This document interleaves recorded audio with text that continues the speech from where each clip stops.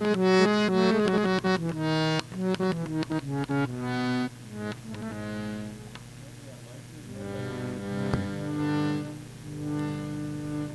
હાથમાં માઇક આવ્યું એટલે ધ્યાન લાગી ગયું હોય એવું લાગે છે.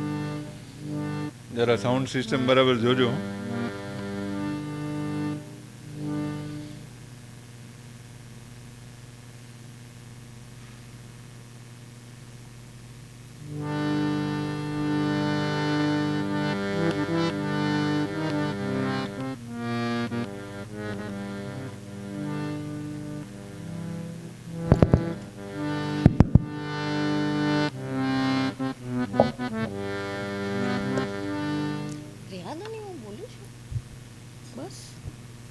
हेलो, हरिओम तत्सत. जय गुरुदत्त. गुरुर्ब्रह्मा गुरुर्विष्णु गुरुर्देवो महेश्वर गुरुर्साक्षात् परब्रह्म तस्मै श्री गुरवे नमः. आज दत्तात्रेय जयंती है, दत्त भगवान की जन्म तिथि है. तो शुरुआत दत्तमाला मंत्र से करेंगे. जिनको आता है वो मेरे साथ बोलेंगे. ठीक है, जिनको आता है वो मेरे साथ बोलेंगे और उसके शब्दों को थोड़ा ध्यान से सुनने का और समझने का कोशिश कीजिए. उसमें जो हमारे दत्तात्रेय हैं, जो हमारे गुरु हैं, उनके बारे में एक एक एक्सप्लेनेशंस दिए हैं, समझन दिए हैं. तो आप सुनिए. ओम नमो भगवते दत्तात्रेयाय स्मरण मात्र संतुष्टाय महाभय निवारणाय महाज्ञानप्रदाय चिदानंदात्मने बालोन्मत्त पिशाच वेशाय महायोगिनी अवधूताय अनसूयानंदवर्धनाय अत्रिपुत्राय ओम भवबंध विमोचनाय आम असत्य साधनाय ह्रीं सर्वविभूतिदाय क्रोम असाध्याकर्षणाय ऐं वाक्प्रदाय क्लीं जगत्त्रय वशीकरणाय सहूं सर्वमनक्षोभणाय श्रीं महासंपत्प्रदाय ग्लौं भूमंडलाधिपत्यप्रदाय द्राम चिरंजीविने वशट वशीकुरु वौषट आकर्षय आकर्षय हुम विद्वेषय विद्वेषय फट उच्चाटय ठ ठ स्तंभय स्तंभय खेम खेम मारय मारय नमः संपन्नय संपन्नय स्वाहा पोषय पोषय परमंत्र परयंत्र परतंत्राणि छिंदी छिंदी ग्रहण निवारय निवारय व्याधिन विनाशय विनाशय दुःखम हर हर दारिद्र्यं विद्रावय विद्रावय देहं पोषय पोषय चित्तं तोषय तोषय सर्वमंत्र स्वरूपाय सर्वयंत्र स्वरूपाय सर्वतंत्र स्वरूपाय सर्वपल्लव स्वरूपाय ओम नमो महासिद्धाय स्वाहा. ये जो दत्तमाला मंत्र है, ये हमारे गुरु के दत्तात्रेय भगवान का पूरा ही वर्णन है, अथ से इति तक का. उन जो वो हैं, जो गुरुओं के गुरु, संतों के संत, नाथों के नाथ, अंत ही वो है, आरंभ भी वो है, शिव भी वो है, नश्वर भी वो है. तो उनके बारे में है. आज उनका जन्मदिन है. हम लोगों को उनके बारे में, उनके आगमन के बारे में मेरे ख्याल से सब लोगों को मालूम है. एक संक्षिप्त में ही दोबारा बोलना चाहूँगी कि जो दत्तात्रेय का अवतरण हुआ है वो अत्रि अनसूया उनके माता पिता हैं. अनसूया माता की गोद में से उनका, उधर से उनका जन्म हुआ है. जब शंकर, ब्रह्मा, विष्णु, महेश ने, तीनों ने उनको जाके ये आशीर्वाद दिया था. जब अनसूया माता ने उनको बच्चों में बाल रूप में चेंज करके, बाल रूप में लाके उनको जब भिक्षा दिया था, तो उनकी जो पत्नियां हैं वो सब गई थी अनसूया माता को कि आप हमारे पतियों को वापस करिए, इनको बालक रूप से फिर से जैसे थे वैसे कर दीजिए। तो अनसुया माता ने ये किया और बदले में वरदान स्वरूप उनको तीनों ब्रह्मा विष्णु महेश का त्रिरूप उनके उदर से जन्म लिया। तो अनसुया माता उनकी माता हैं और अत्रि अनसुया के वो पुत्र हैं। दत्त भगवान उसके बाद उन्होंने अपने कुछ शिष्य बनाए। दुर्वासा हैं, परशुराम हैं, परशुराम जी हैं, कार्तिकेय हैं और गोरखनाथ जी हैं। गोरखनाथ जी को उन्होंने अपना योगासन, योगा, वेद ये सारा उन्हें प्रदान किया था। उनके इसमें उनके वो गुरु बने थे। नाथ परंपरा के भी वो सबसे बड़े गुरु हैं जो गोरखनाथ जी हैं, मच्छेंद्रनाथ जी हैं। मच्छेंद्रनाथ जी थे वो गुरु गोरखनाथ जी के गुरु थे।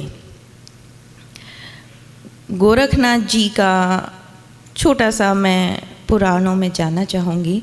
गोरखनाथ जी जो हैं उनका कैसे, गोरख मतलब गोबर, तो उनका जो जन्म हुआ था वो गोबर में से हुआ था। मच्छेंद्रनाथ जी एक बार जा रहे थे गांव में से, तो उनको एक औरत मिली, बहुत रो रही थी, दुखी थी। उन्होंने पूछा माई क्या बात है? उसने कहा सब कुछ है महाराज जी, बस बच्चा नहीं है। तो उन्होंने कहा अच्छा। तो उन्होंने एक भस्मी दी, उसको बोला ये अपने पे लगा लेना। वो उसको श्रद्धा नहीं बैठी, ऐसे लगाने से थोड़ी बच्चे हो जाते हैं। तो उसने वो फेंक दिया, जहाँ पे गाय का गोबर पड़ा था वहाँ वो फेंक दिया भस्मी, और वो भूल गई। उसके बाद 12 साल बाद वापस मच्छेंद्रनाथ जी वहाँ से निकले, तो उन्होंने वो औरत से पूछा कि माई वो बच्चा कहाँ है? तो बोले कहाँ, मैंने तो वो भस्मी फेंक दी थी। तो बहुत गुस्सा हो गए मच्छेंद्रनाथ जी। उन्होंने बोला कहाँ फेंका, लेके जा मुझे। वहाँ गए, उन्होंने आचमनी लेके उधर फेंका, तो उसमें से 12 साल का बच्चा आया। वो थे गुरु गोरखनाथ जी, जिन्होंने फिर वो उनको अपने साथ ले गए कि अब ये मेरे साथ रहेगा, मेरा चेला बन के रहेगा। लेकिन कई बार चेला, ये ज़रूरी नहीं है कि जो गुरु है उससे चेला कम है। कई बार जो चेला होता है वो भी गुरु से ऊपर चला जाता है। जैसे हम पढ़ते हैं, हम टीचर्स के अंडर पढ़ते हैं, लेकिन ये ज़रूरी नहीं है कि अगर मेरे टीचर्स जो हैं उनसे भी मैं कुछ लोगों से ज़्यादा आगे बढ़ी हूँ। वो अपना अपना मेहनत है, अपना लगन है, अपना निष्ठा है। तो मच्छेंद्रनाथ जी गोरखनाथ जी के गुरु थे। लेकिन एक बार मच्छेंद्रनाथ जी जा रहे थे, तो वहाँ पे एक राजपाट था, वो वहाँ पहुँचे। तो राजपाट में एक राजा का मृत्यु हो गया था, और वहाँ उसकी रानियाँ, 2-3 रानियाँ सब रो रहे थे, पूरे में उदासीनता थी। तो उन्होंने वो रानी ने बोला कि ये राजा नहीं रहे हैं, महाराज जी आप हमारा मदद करिए, हमको इन्हें देना है, देखना है, हमें ये राजा वापस चाहिए। ऐसे मृत्यु हो गई है उनकी, आप इनको जीवित कर दीजिए। तो अब क्या करेंगे, ऐसे जीवित नहीं कर सकते, लेकिन वो भी परम सिद्ध थे। तो उन्होंने अपना शरीर त्यागा और वो राजा के शरीर में प्रवेश किया, और वो राजा बन गए। और सब रानियां बहुत खुश हो गईं। उनका शरीर वहीं था, लेकिन उन्होंने बोला कि ये मेरा शरीर है, इसको कोई छुएगा नहीं, और वो राजा बन के रहने लगे। और फिर जैसे धीरे धीरे समय गया तो वो गृहस्थी बन गए। वो नाथ मार्ग से अपने जो ये संत मार्ग था उससे भटक गए।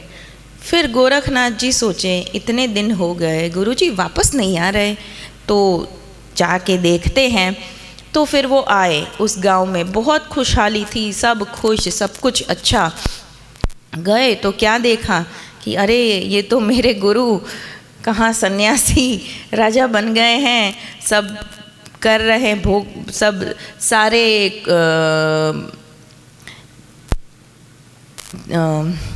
राज भोग रहे हैं, और ये सब इसमें भ्रमित हो गए हैं।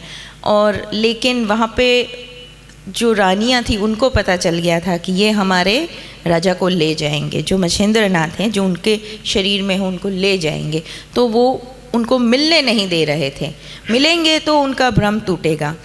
तो गोरखनाथ जी ने क्या किया, ढोलक लिया, ढोलक बजाया, और वो जो ढोलक में से ध्वनि आई वो थी जाग मच्छिंदर गोरख आया, चेत मच्छिंदर गोरख आया।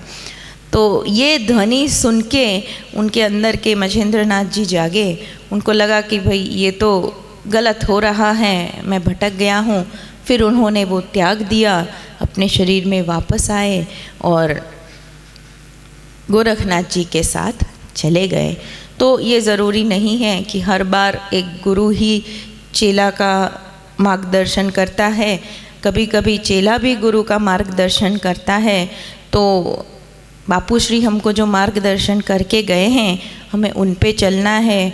हम लोग आपको, मैं आपको कुछ सिखाती हूँ, लेकिन आप लोगों को भी ऐसी बहुत चीज़ें मालूम है जो मुझे खुद आपसे सीखनी है। आप सब भी मेरे गुरु की तरह हैं और हम लोगों को इसी तरीके से मिल के आगे बढ़ना है। तो आज दत्तात्रेय भगवान की जयंती है। ज़्यादा कुछ अब है नहीं मेरे पास आपसे इतना शेयर करने के लिए, बस एक भजन गाएंगे और बापू श्री के द्वारा लिखा गया ये जो मैंने आपको कथाएं सुनाई है ना, तो बापू श्री ने मेरे को सुनाई थी जब मैं छोटी थी। तो ये सब उन्होंने मेरे को कहानी सुनाते थे, रोज़ रात को एक सुनाते थे। अभी जब मैं सोच रही थी आज कि ये कहानी कौन सी थी, जाग मच्छिंदर गोरखा, इतना याद था, लेकिन उसके पीछे की कथा मेरे को थोड़ा ढूंढना पड़ा। लेकिन मेरे को अब लग रहा है कि इतने भाग्यशाली हैं हम। बापू श्री जो इतना सत्संग करते थे, जो बताते थे दत्तात्रेय की महिमा के बारे में, उनका जीवन, उनके आसपास के शिष्य के बारे में, वो आप कितना ही पुराण पढ़ लो, कुछ भी पढ़ लो, लेकिन वो ऐसे नहीं समझ आता जैसे हम लोगों को आता है। इतना आसानी से पूरा थाल में पिरोस के देते थे। आप पढ़ो वेद शास्त्र पुराण, मतलब मेरे को भी 10% ही पल्ले पड़ता है और तो सब ऊपर से ही जाता है। लेकिन जैसे बापू श्री बताते थे, तो ये एक छोटा सा कथा थी जो उन्होंने मेरे साथ शेयर किया था दत्तात्रेय भगवान के बारे में, नाथ संप्रदाय के बारे में मैंने आपके साथ शेयर किया। अब एक भजन गाएंगे और फिर बर्थडे मनाएंगे। बापू श्री का ही भजन है, उनका एक, उनको बहुत पसंद था। तो साथी बहन, अमल पियाली पीनी मेरे सदगुरु, अमल पियाली पीनी, अमल पियाली पीनी मेरे सदगुरु, अमल पियाली पीनी। भाई नहीं अब और कछु मुझे, भाई नहीं अब और कछु मुझे, बात बनी कछु भी नी मेरे सदगुरु, अमल पियाली पीनी, अमल पियाली पीनी मेरे सदगुरु, अमल पियाली पीनी। भटक रहा मैं बन बन भाई, भटक रहा मैं बन बन भाई, भटकत भटकत ममता बढ़ाई, भटकत भटकत ममता बढ़ाई, कदम कदम पर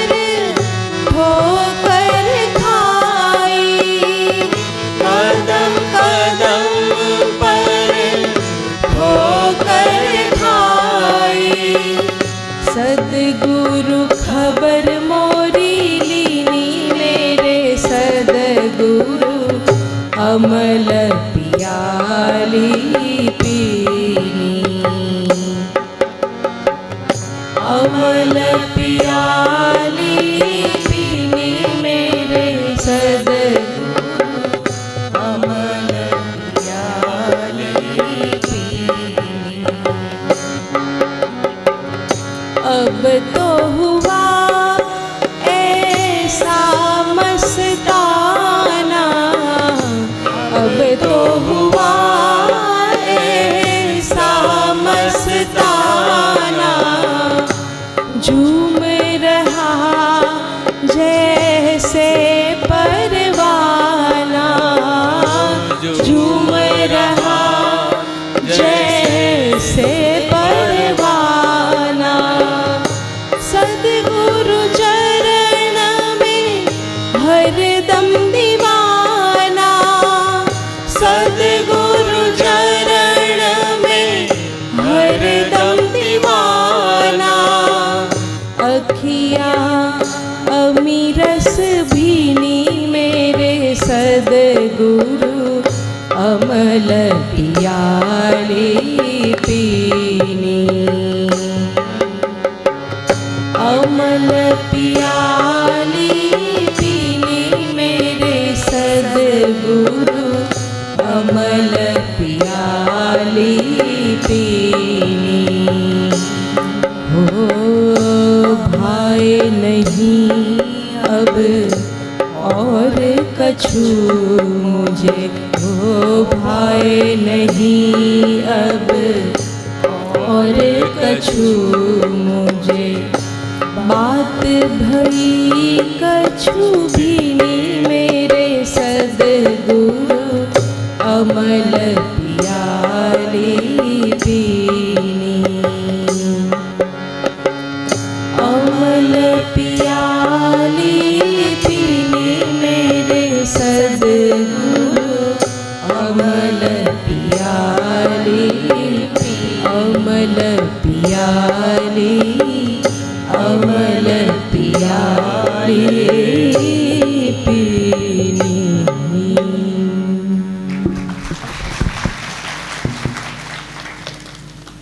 श्रद्धेय डॉक्टर उमा पांडे सूरत में रहती है और मेहता परिवार की पुत्रवधू है। वो खरबोपति है।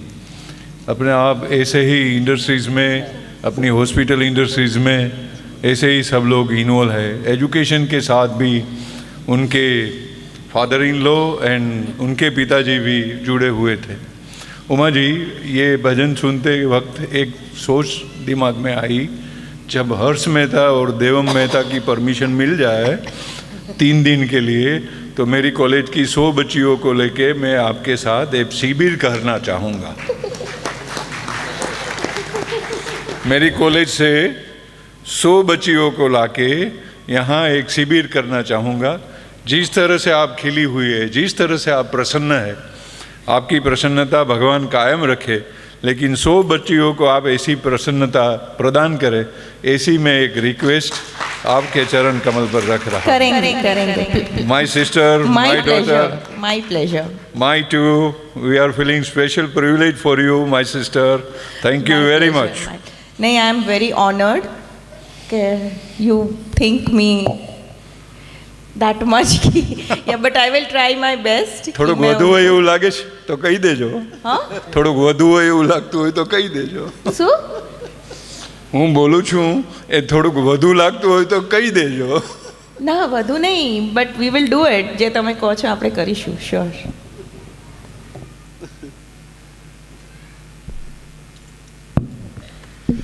आदरणीय डॉक्टर उमा जी के आशीर्वचन के बाद अब मैं प्रार्थना करता हूँ परम पूज्य मैया श्री से कि वो अपना आशीर्वचन सुनाए।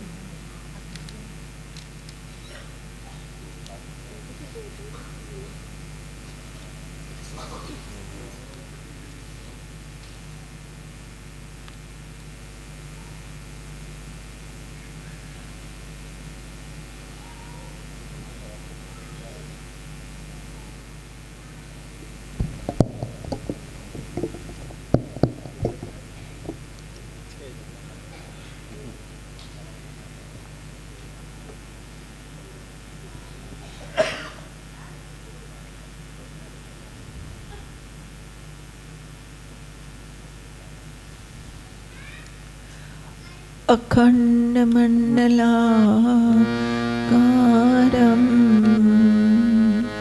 व्याप्तं येन चराचरं तत्पदं दर्शितं येन तस्मै श्री गुरवे नमः।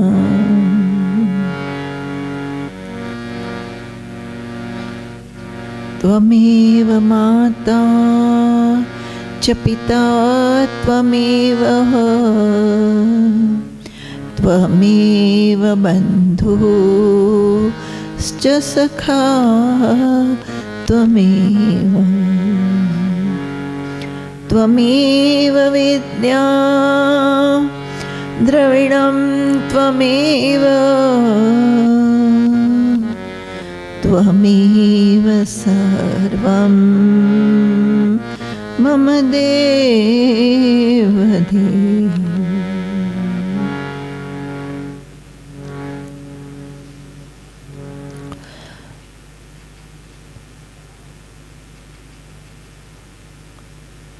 चिन्मय शरीरधारी श्री गुरु दत्तात्रेय महाराज उन्हीं के स्वरूप परम पूज्य बापू श्री को हृदयस्थ दंडवत, उपस्थित सिद्ध मंडल, सूक्ष्म से देव मंडल इत्यादि मंडल को हृदयस्थ दंडवत। आगंतुक जिज्ञासु भाइयों बहनों, हरिओम तत्सत। जय गुरुदत्त। दत्तात्रेय जयंती का सायं पर्व दत्तात्रेय महाराज का जन्म संध्या काल में जाना गया है, मनाया जाता है। जैसे भगवान श्री कृष्ण का रात में 12 बजे जन्मोत्सव होता है, राघवेंद्र सरकार का दिन में 12 बजे जन्म का समय विदित है। एक योग ही नहीं है, ये एक संकेत है कि किसी भी ऐसे अवतारी आत्माओं का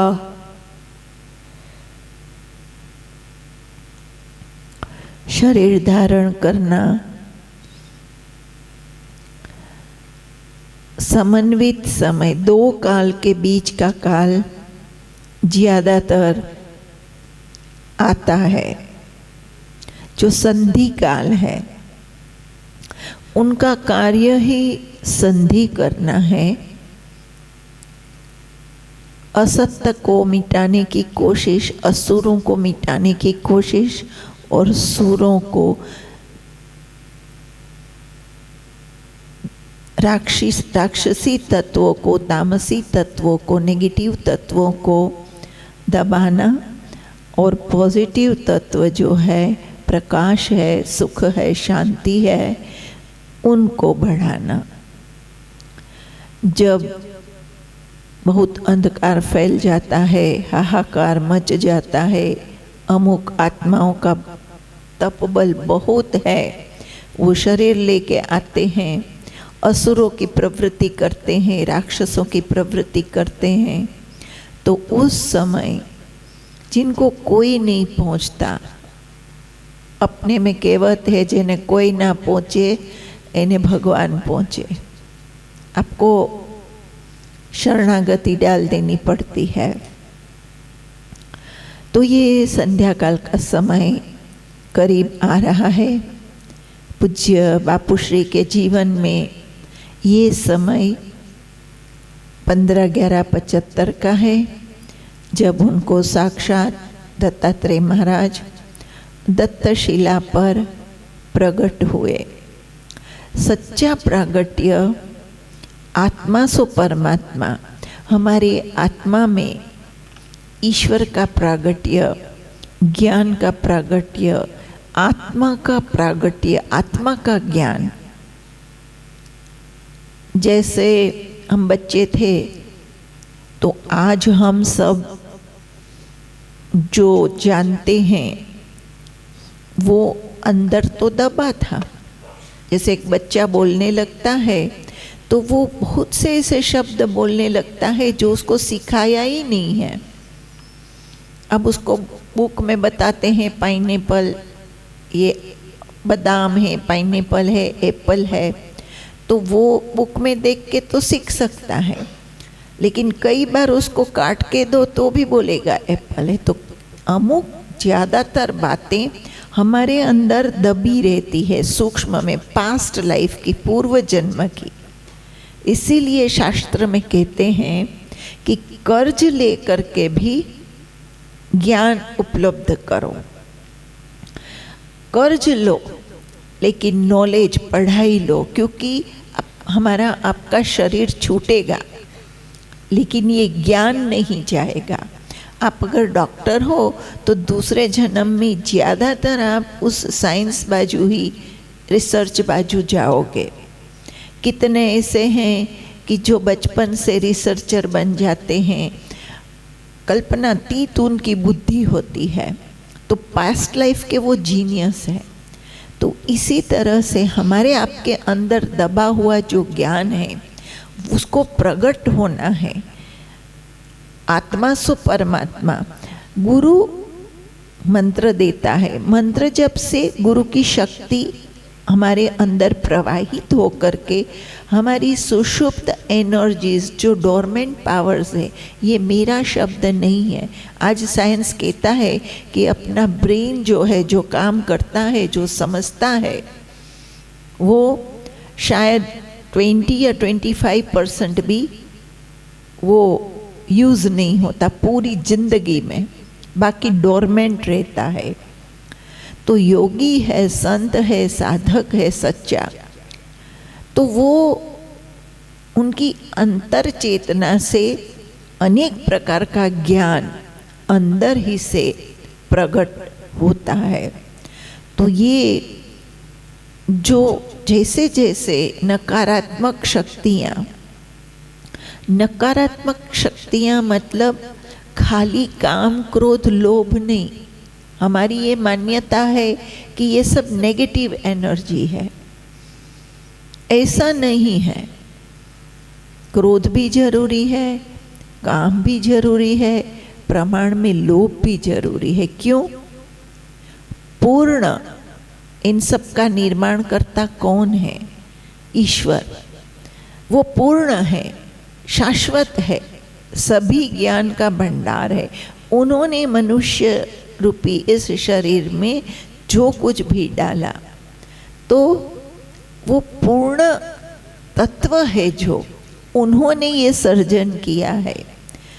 तो मेरा ये अनुभव है कि पूर्ण कभी भी अपूर्ण का सर्जन नहीं कर सकता है।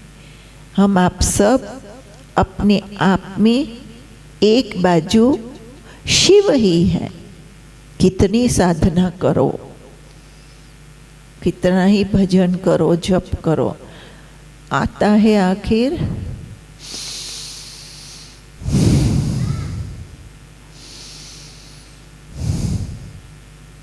वही चलता है। बाद में मंत्र जप नहीं चलते, मुश्किल से जबरदस्ती चलाओ कि कुछ काम है, कुछ पुण्य करना है, कुछ सिद्ध करना है, किसी को आशीर्वाद देना है तो चले। साक्षात्कारी संतों का मंत्र सोहम अगर वो सभान है तो, और शून्य जब वो समाधि में है तो ये जो संध्या का समय है, प्रागट्य का समय है, पूज्य बापूश्री की अथाक तपस्या, अहेतु की पूर्व जन्म के गुरु और संतों की कृपा, उनका परिश्रम, से 15/11/75 को उनके जीवन में दत्तात्रेय का प्रागट्य हुआ। उनसे हमें सीख लेनी है कि हमारा 15/11 कब आएगा। हमें भी देखो, खाना पीना जीना ये तो सब मिल ही रहा है। सुबह ही मैंने बताया कि गुरु भक्ति, गुरु चरण की भक्ति, गुरु का स्मरण, गुरु के चरणों में दान, सेवा, सत्कर्म अपने आप रिद्धि सिद्धि तो लाता ही है। आप हम सब थोड़ा पीछे ऑब्जर्व करना अपनी अपनी लाइफ को। आज कभी मंदिर निर्माण में, ध्यान हॉल में किसी को कुछ दान देने की आवश्यकता पड़ती है तो बहुत दिल से भी देते हैं, और कईयों को कचवाट होता है कि ये हमें इतना नहीं देना चाहिए। पर आप हम सब आज 10 साल पहले, 15 साल पहले मानसिक, शारीरिक, आर्थिक, सामाजिक कहाँ खड़े थे? Just experience Dai on self. अपनी ही इन्वेस्टिगेशन करो, मैं क्या था और आज क्या हूँ, मेरे पास क्या था, कितनी सद्बुद्धि थी, कितना ज्ञान था, कितना पैसा था, कितना संस्कार था, और आज क्या है। आज अगर गलत भी करते हो तो घंटड़ी बज जाती है, बारंबार बजती है, ठीक नहीं है, ठीक नहीं है। अगर तुम कर्म दोष में पड़ते हो तो, जैसे उमा जी ने भी सुबह कहा, ना भुंक्ते क्षीयते कर्म, कर्म का सिद्धांत अफर है। हम सब यहाँ क्यों इकट्ठे हुए हैं? एक ही रामबाण औषध लेके जाएं कि सदकर्म करें, सदविचार रखें। ये कैसे आएगा? सत्संग से, संतों की कृपा से, मंत्र जप से, ध्यान से। सद्बुद्धि रही सब ठीक है, दुर्बुद्धि हुई, 50 लाख शेयर बाजार में इन्वेस्ट कर दिया, सत्यानाश हो गया। गलत बिजनेस में इन्वेस्ट किया, चला गया। सद्बुद्धि हुई, एकाग्रता है, तो दिखता है कि मेरा फायदा कहाँ है, नुकसान कहाँ है। गुरु कोई पिंड नहीं है कि वो आपके अंदर गोला बन करके प्रकट हो जाएगा। ये पल पल हमको आपको ज्ञान देता है। आप सब अनुभव करते ही हो, गाड़ी में जाते हो, रोड पे जाते हो, बैठते हो। कुछ मत करो, अपने आसपास के लोगों को देखो। जो संसार में हम आप रहते हैं, पड़ोसियों को, मित्रों को, सगे संबंधियों को, जो किसी भी रूप में भगवान से जुड़े नहीं हैं। देखो, एक बात याद रखना, मेरा ये अनुभव है, आपको मानना है तो माने, नहीं मानना हो न माने, लेकिन काना, कुबड़ा, लूला, लंगड़ा, कपटी जैसा भी हो, भगवान का भक्त अगर अंदर से वो भक्त है तो उसका कल्याण आज नहीं तो कल, एक जन्म नहीं तो 5 होना ही होना है। क्यों? क्योंकि उसका तार भगवान से जुड़ा है। अगर जुड़ा रहेगा, उसको पॉजिटिवनेस आती रहेगी, सद्विचार आता रहेगा, वो धीमे धीमे सुखी हो जाएगा। तो ये जो समन्वय का काल है, संधि का काल है, वो सबके जीवन में आता है। सुख दुख, हानि लाभ, ज्ञान अज्ञान, प्राप्ति अप्राप्ति, सत्य असत्य, ये संधि में से किस बाजू जाऊं, कहाँ जाऊं, क्या ठीक है क्या नहीं ठीक है। तो गुरु रोज तो फोन पर नहीं मिल सकते, ना ही रोज जवाब दे सकते हैं। कोई भी गुरु हो, कि आपके पिता भी हो, तो हम सुबह शांति से बैठे, अपने आप हमें हमारा जो अंतर चेतना है, जो दिव्य चेतनाएं हैं, मैं हमेशा बोलती हूँ कि we all are blessed kids of almighty. ईश्वर के कृपान्वित बच्चे हैं। हर एक जीव के अंदर जो भक्ति नहीं करता है उसके अंदर भी वही परमात्मा है, लेकिन जो भक्ति करता है उसका अंतर मन साफ होने लगता है। मिरर तो सबके अंदर है, हम सब आईना है। किसी के ऊपर ज़्यादा पड़ी है, किसी की परत कम है, कोई परत साफ कर देता है ऐसे दूर से हवा लग के, कोई झटक करके करता है तो थोड़ी थोड़ी रह जाती है, कोई उसको गीले पानी से करता है तो और क्लीन हो जाती है, और कोई उसके केमिकल से करता है। एक केमिकल जो है वो साधना है, वो गुरु प्रदत्त मंत्र है, वो गुरु प्रदत्त मार्ग है। वो आईना साफ हो गया, आपको हमको अपना स्वरूप दिख गया, हमारा संधिकाल हो गया, हमारा प्रागट्य दत्तात्रेय हमारे अंदर प्रकट हो गए।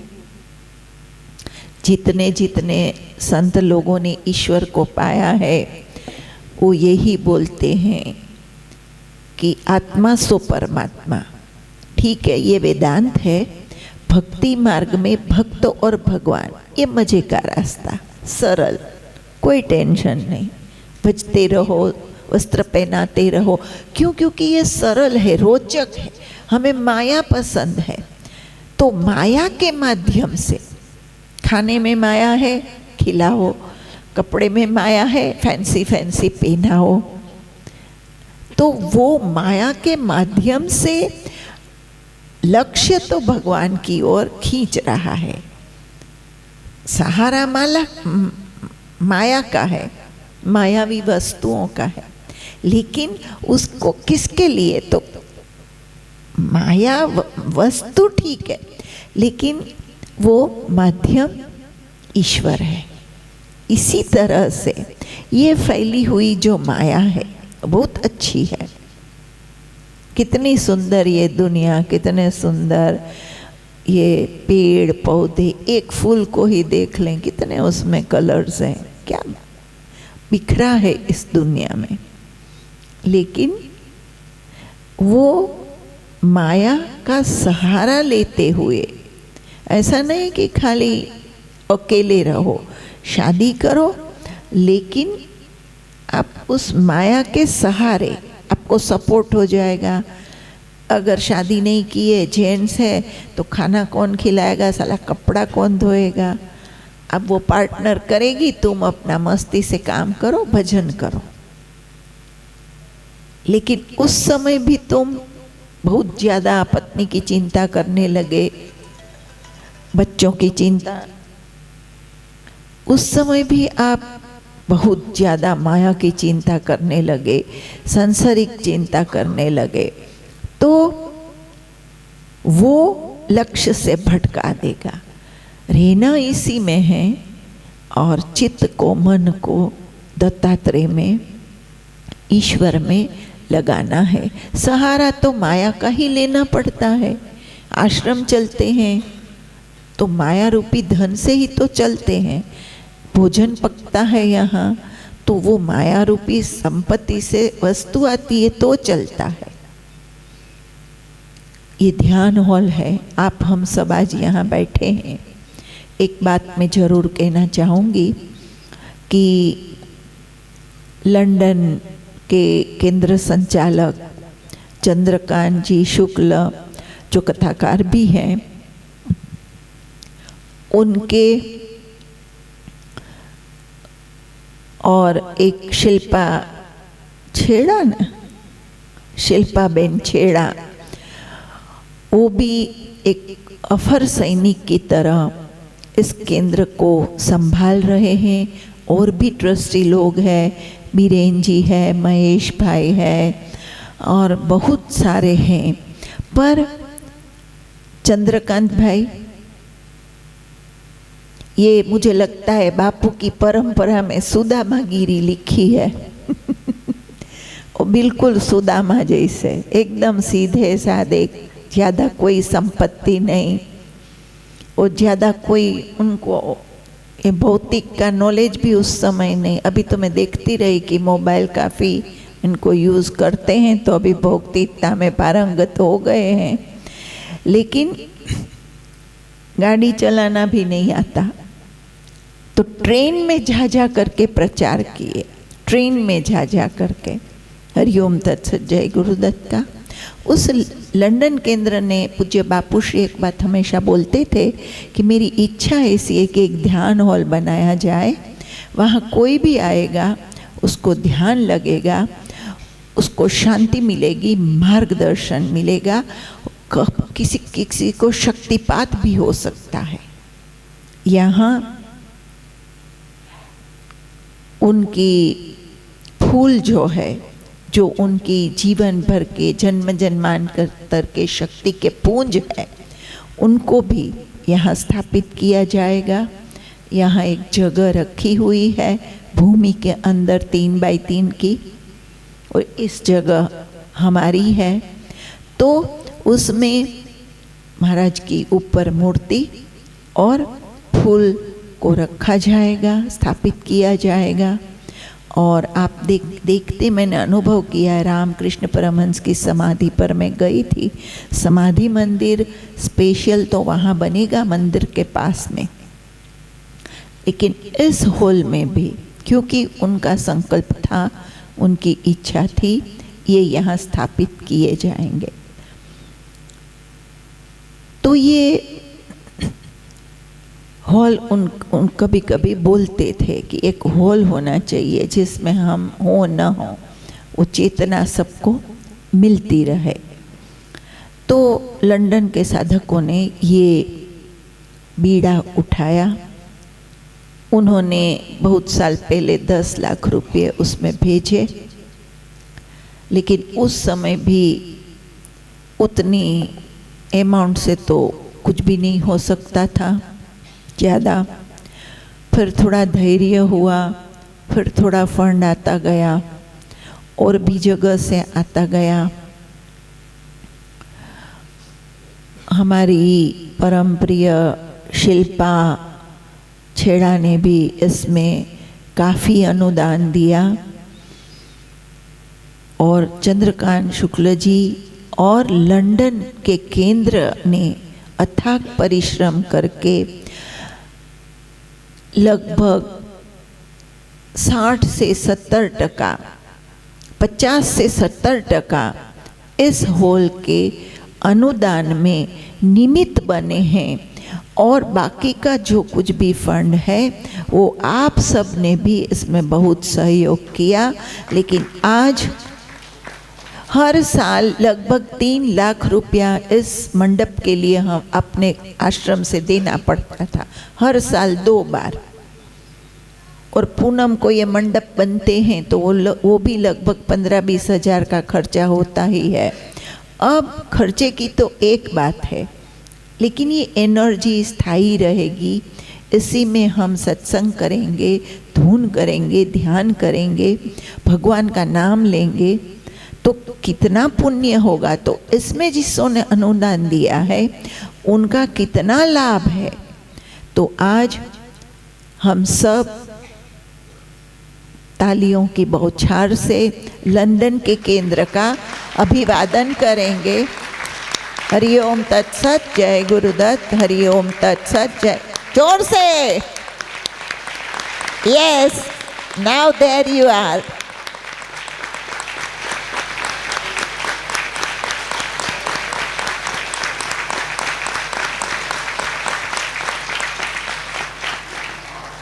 ये तो लंदन केंद्र की शुरुआत है। अभी तो इन्होंने अपना संक्षिप्त जो पूरा फिल्म होता है ना 3 घंटे का, ये एक छोटी सी 15-20 मिनट की रील है जो उन्होंने दिखाई है। और इस ध्यान हॉल में उन्होंने शुरुआत की थी, और अब जो इससे भी विशाल विश्व में जो सबसे बड़ा, पूरे विश्व में और गिरनार तो गढ़ है दत्तात्रेय का। आपको मैं बताऊं कि अभी चैरिटी कमिश्नर से गवर्नमेंट ऑफ गुजरात को गवर्नमेंट ऑफ महाराष्ट्र ने एक परिपत्र दिया कि महाराष्ट्र से लाखों दत्त भक्त गिरनार में सेवा के लिए आ रहे हैं, उनके व्यवस्था की जाए। महाराष्ट्र गवर्नमेंट ने गुजरात गवर्नमेंट को बोला, गुजरात गवर्नमेंट ने चैरिटी कमिश्नर को, चैरिटी कमिश्नर ने प्रत्येक सिटी के कमिश्नर को और सभी आश्रमों में गिरनार के ये ऑफिशियल लेटर आया है कि एक एक आश्रम में कम से कम 5,000 लोगों को रहने खाने की व्यवस्था आपको करनी है। अब आप समझ लो कि ये जो दत्तात्रेय भक्ति है वो गवर्नमेंट लेवल पर जा चुकी है कि दत्त भक्तों की व्यवस्था अब सरकार संभालने लगी है। और हकीकत क्या है पता है इसमें? मुझे जो समझ में आता है, कोई ना कोई दत्त मतलब हजारों लाखों दत्त भक्त आते हैं, पूनम को भी आते हैं, ऐसा नहीं महाराष्ट्र से, केरला से, इधर से उधर से, तो ये आते हैं उनको बहुत। और दत्तात्रेय जयंती को तो कोई पैर रखने की जगह नहीं, तो उनको बहुत तकलीफ होती है। तो कोई माइका लाल जगह होगा, अपने ये कमलेश वमलेश जैसा मिनिस्टर बन गया होगा, ये जिगर वगैरह कोई राजकारण में होते हैं ना, शैलेश जानी ना कौन कौन, थोड़ा कोई भाजपा में है तो कोई किस में है, तो कोई मंत्री बन गया होगा किसी बापू का, गुरु का, माता जी का चेला, तो उसने फतवा बाहर पाड़ा, क्योंकि यहाँ सफाई तो क्या करनी है ये तो उनको भक्तों को खाना पीना रहना सुविधा युक्त मिले, तो उनकी सुविधा मतलब ये तो वो मंत्री निमित्त बना। दत्तात्रेय ने वहाँ बैठे बैठे गिरनार से उधर वहाँ बैठे बैठे किसी मंत्री के मन में ये प्रेरणा डाली और ऑफिशियल लाखों साधकों को रहने की व्यवस्था का ऐलान यहाँ हुआ। तो ये जो गिरनार है ये रेवताचल पर्वत है, ये आदि अनादिकाल से ये प्रस्थापित है। अनेक दंत कथाएं, भगवान श्री कृष्ण मुचकुंद में आए, रुक्ष्मणी यहाँ आए, ऐसे कई खाली वार्ता नहीं है, हकीकत है, क्योंकि द्वारिका यही है। तो ऐसे गिरनार में पूरे विश्व में सबसे बड़ा दत्तात्रेय मंदिर अनेक है, बहुत बड़े बड़े हैं, लेकिन हम लोगों ने सर्च किया था कि अपने जो बना रहे हैं ऐसे और कितने मंदिर हैं, लेकिन कहीं 25 फुट, कहीं 50 फुट, कहीं 30 फुट, मतलब 15, ज़्यादातर डेरियाँ होती है, मंदिर होते हैं, इतने बड़े नहीं होते। तो अपने एक प्रश्न पूछूं कि अपने बापू कितने बड़े थे? दत्तात्रेय जितने, गिरनार जितने थे ना, हिमालय जितने थे कि नहीं? हाथ ऊंचा करो। तो उनकी कल्पना, उनका प्रेरणा, उनका स्वप्न कितना बड़ा हो सकता है, छोटा तो नहीं हो सकता कभी। किसके लिए करना है? गुरु महाराज के लिए, जहाँ सांस समर्पित है। आप तो संसारी जीव हो, आप सन्यासी नहीं हो, कितने प्रमाण में भक्त हो ये भी मुझे नहीं पता, ठीक है भजन करते हो, लेकिन जो सच्चा चेला होता है, जो सच्चा भक्त होता है, वो गुरु के लिए कुछ भी करने को तैयार होता है। तब वो सब कुछ पाता है। हम लोग तो थोड़ा थोड़ा करके भी बहुत कुछ पा लेते हैं और फिर करना बंद कर देते हैं कि बस थयो, हवे આપણે બાપ ઉગ્યા એટલે હવે આપણે પૂરું, હવે આપણી જવાબદારી પૂરી। अरे बंदो, अब जिम्मेदारी बढ़ी है, हमें गुरु के मार्ग पर चलना है, उनका नाम उजागर करना है, उनके काम करने हैं। मैं नहीं बोलती हूँ मंड पड़ो सब छोड़ छाड़ करके। तो ये जो मंदिर बन रहा है, मतलब ये दत्त चैतन्य धाम, ये एक इतिहास का सर्जन हो रहा है। अब कब बन जाएगा, कितना बन जाएगा, ये तो आप सबकी भावना और प्रयास और हम सबकी प्रयास पर है और हम सबके संकल्प और समर्पण पर है। लेकिन ये एक अद्भुत, मतलब गिरनार में जितनी बसें आएगी, सब लोग तो ऊपर नहीं जा सकते क्योंकि 700 रुपया रोपवे की टिकट है। गरीब आदमी चल कर के सब जा नहीं सकते, कोई कोई जाते हैं। तो ये एक दत्तात्रेय का ऊपर जो गिरनार का पादुका है, वहीं से अपन इस चेतना को अड़ा करके दत्तात्रेय की मूर्ति के अंदर स्थापित करेंगे और वो चेतना जो ऊपर विराजमान है, उसी का लिंक यहाँ लोगों को मिल जाएगा। दत्त दर्शन होंगे, हो सकता है उनकी मनोकामनाएं पूर्ण हो सकता है उनके सब कार्य पूर्ण हो सकता है यहाँ गिरनार के ऊपर से भी ज़्यादा भक्त लोगों को लाभ मिले, क्योंकि यहाँ तो भगवान भी है और उनको पाया हुआ उसका भक्त भी है। यहाँ तो जोड़ी है, भगवान और भक्त दोनों विराजेंगे। तो ये मंदिर भी एक अद्भुत निर्माण, आप सब उसमें लाभ भी ले रहे हो और दे भी रहे हो। और भगवान करे, रोज़ थोड़ी प्रार्थना करना कि प्रभु अब जल्दी से अच्छी तरह से ये संपन्न हो, क्योंकि प्रोजेक्ट बहुत बड़ा है। 2 साल कोरोना के आ गए।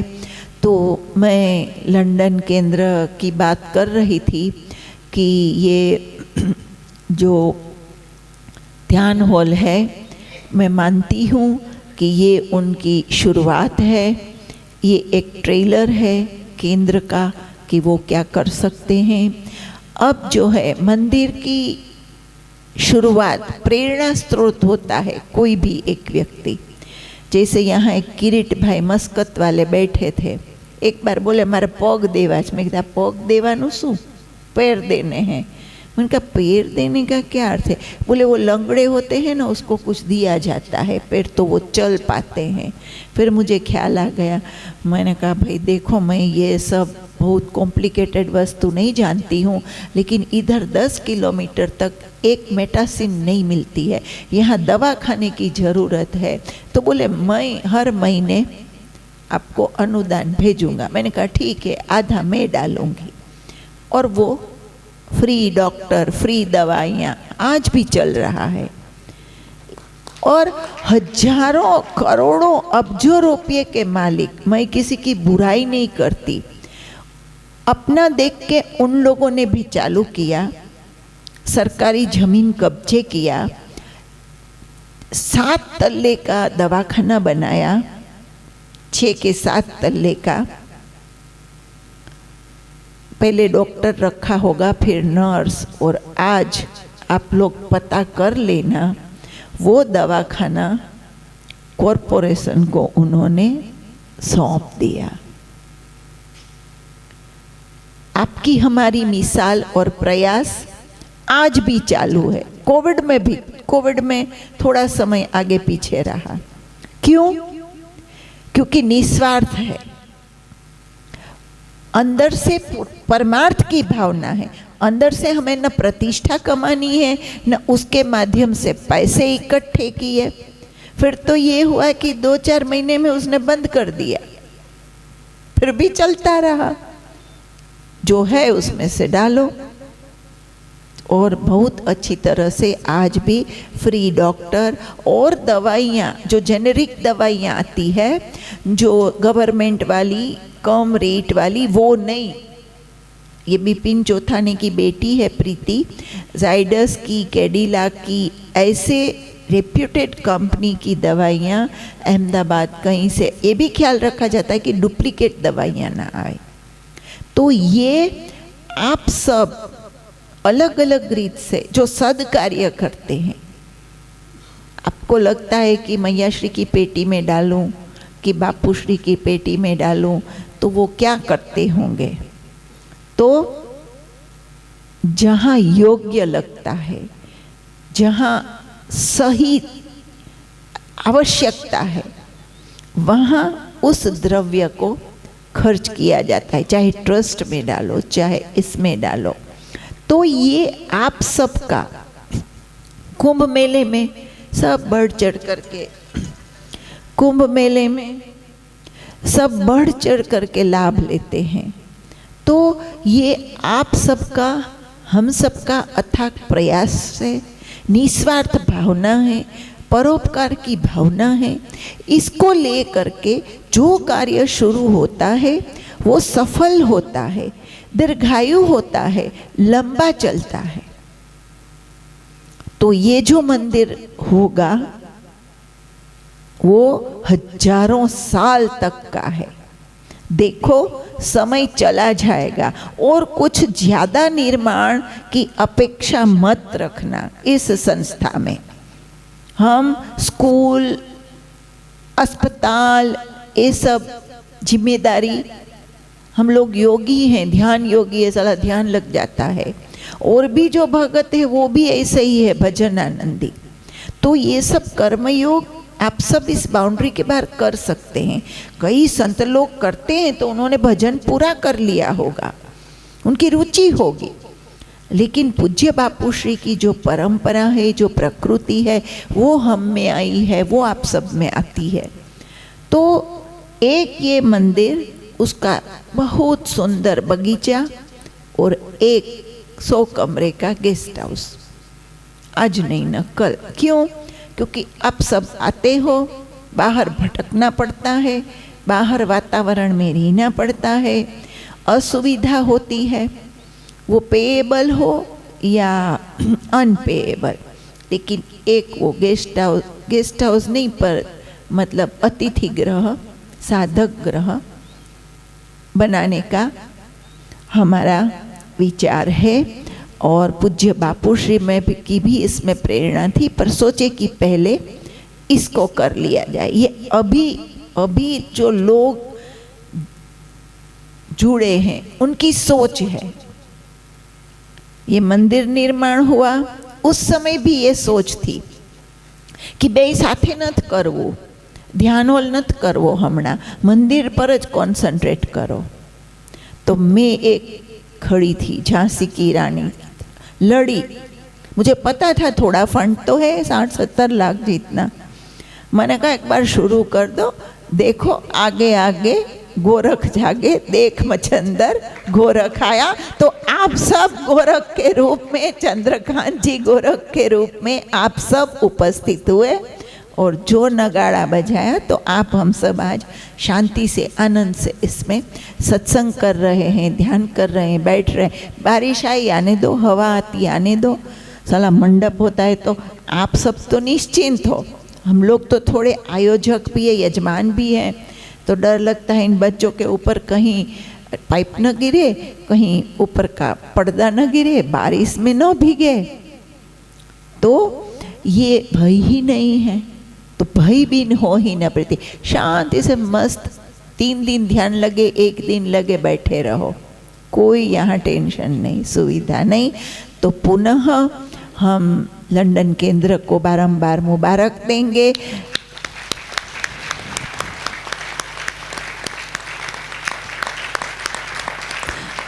अब आगे की छोटी बात बता के मैं इस सब्जेक्ट को पूरा करूंगी कि ये शुरुआत होनी चाहिए, क्योंकि कई संस्थाएं इधर एक चापेड़ा है, आपको पता है मुक्तानंद जी का, जिसमें 8-10 कॉलेज, यूनिवर्सिटी, अस्पताल अब्जों रुपये की किसने बनाई? लंदन से एक माई आई थी। महाराज बीड़ी पी रहा था, दुख में था, गंजा पी रहा था, दुख में था। बोले महाराज जी प्रणाम। बोले बेटा आशीर्वाद है। बोले महाराज जी मुझे लगता है आप कुछ सोच रहे हैं, कुछ गमगीन है। अब देखो उसका आत्मबल, उसकी सहजता। एक संत को भी पूछ दी माई, माता तो माता होती है, वो सबकी माता होती है, अगर वो सही मातृत्व है तो। पूछ दी, उन्होंने बोला बेटा हाँ कुछ रहने का ठिकाना नहीं है, कुछ पढ़ाई लिखाई नहीं है गांव में, अब मैं भी कुछ नहीं कर सकता हूँ, देख करके दुखी होता हूँ कि मैं इनका दुख दूर नहीं कर सकता हूँ। महाराज आप चिंता नहीं करो, एक छोटा सा ट्रस्ट बना दो, बाकी सब मैं कर लूँगी।